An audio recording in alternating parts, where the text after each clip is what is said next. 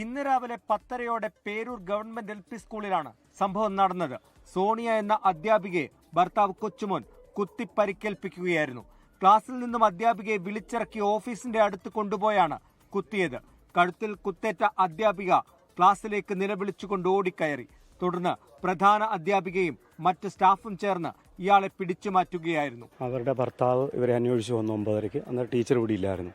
HMO ആയിട്ട് സംസാരിച്ച അയാൾ പോയി വീണ്ടും വന്ന് എന്തോ പുസ്തകം കൊടുക്കാനുണ്ടെന്ന് പറഞ്ഞ് സംസാരിക്കാനുണ്ടെന്ന് പറഞ്ഞ് ഈ ഓഫീസിലേക്ക് വിളിച്ചു. ഓഫീസിൽ വെച്ചാണ് ഈ സംഭവം ഉണ്ടാകുന്നത്. അതിനുശേഷം അവർ പെട്ടെന്ന് ഓടി അപ്പുറത്തെ മുറിയിലോട്ട് പോയി. ടീച്ചർമാർ തന്നെയാണ് കത്തിയൊക്കെ തട്ടിയിട്ട് അയാൾ ഇറങ്ങി അങ്ങനെ പോയി.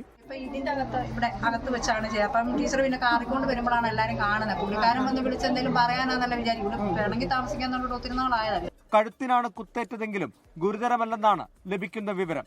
സംഭവത്തിന് ശേഷം സ്ഥലത്തു നിന്ന് രക്ഷപ്പെട്ട പ്രതിയെ പാമ്പാടിയിൽ നിന്നും പോലീസ് അറസ്റ്റ് ചെയ്തു. കുടുംബ പ്രശ്നമാണ് ആക്രമണത്തിലേക്ക് നയിച്ചതെന്നാണ് വിവരം. പരപുരുഷ ബന്ധം ആരോപിച്ച് ഭാര്യയെ ഭർത്താവ് നിരന്തരം മർദ്ദിച്ചിരുന്നു. തുടർന്ന് ഹോസ്റ്റലിലേക്ക് അധ്യാപിക മാറി താമസിച്ചു വരികയായിരുന്നു. 24 കോട്ടയം.